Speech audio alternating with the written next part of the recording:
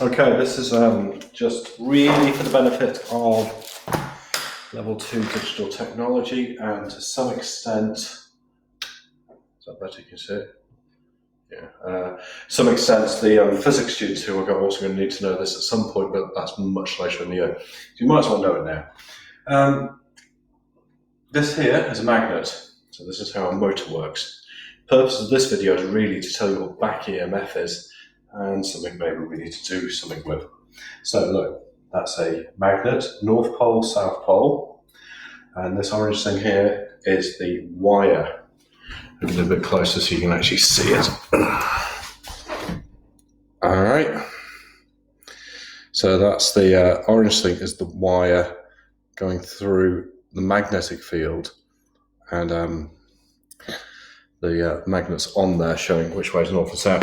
The magnetic field's going north to south, so the magnetic field's going that way, the current's going that way.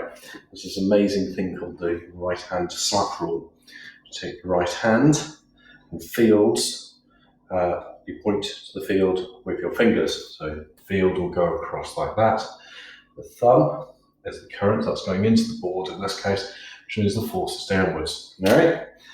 If you look at it from when you put a coil together, you'll get this wire here is going into the board, that's this wire here. There will be another wire there which will be coming the other way around because it's a coil of wire. If we're in class, I'd actually show you one and you'd make one yourself. We don't have that luxury at the moment. So what happens is there will be a force on this one going down, marked there as well, so there'll be a force on this one going down and a force on that one going up. When it gets to the top, there's this thing called a commutator and some brushes which switch over the direction of current. So you will end up with this situation again, which means it continues to spin. Now that's when it's turned on.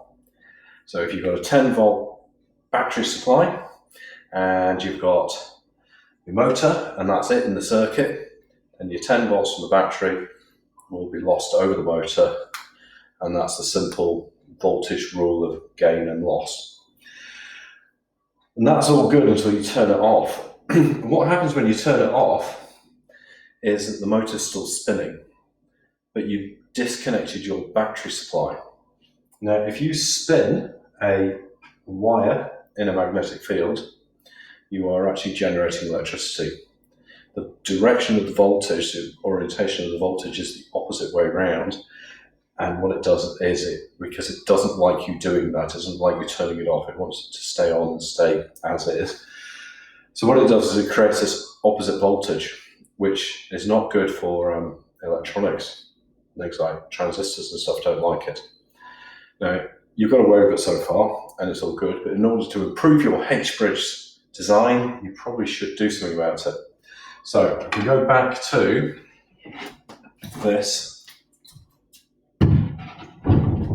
here, this was the motor that we had originally, and if we turn that on, current flows through and it spins. It does that over there. But when you turn it off, it's still spinning, so it still generates a voltage. Now, the voltage will be sitting across here.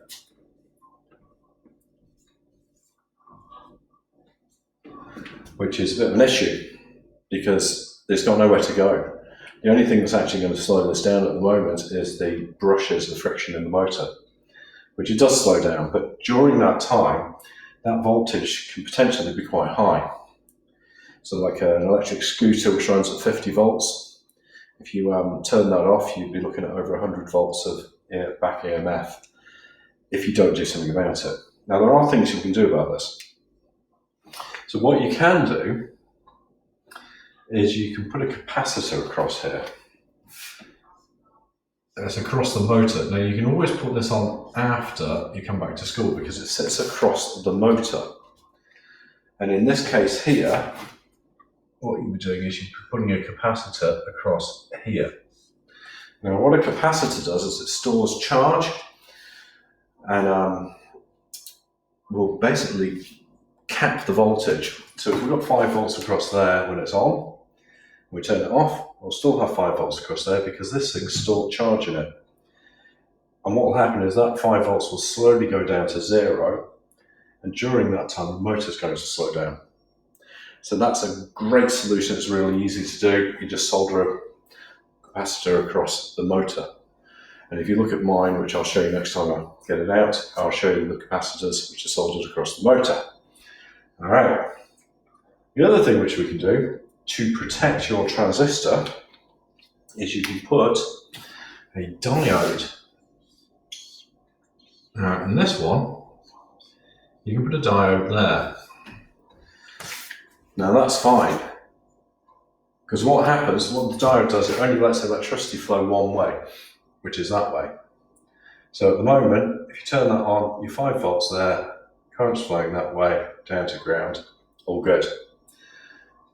The diode does nothing.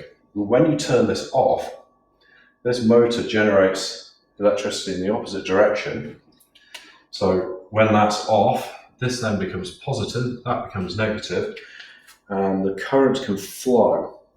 What that does is it makes this motor stop really quickly and gets rid of that energy, which is great.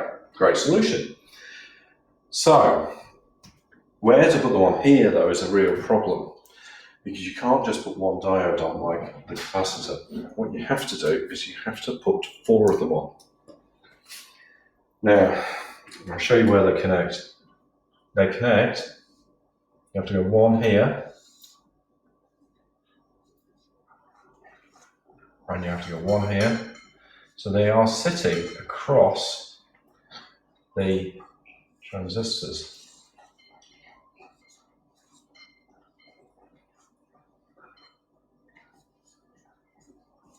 Like that. I know it looks fairly complicated now, that's why I didn't do it in the last video. Now what I can do is, if we'll just do it in one way to show you.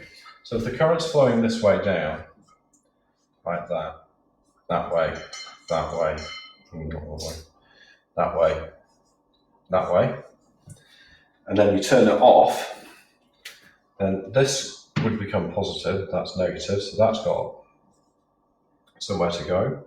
It's the same here. It allows, so we're trying to get the current to go that way.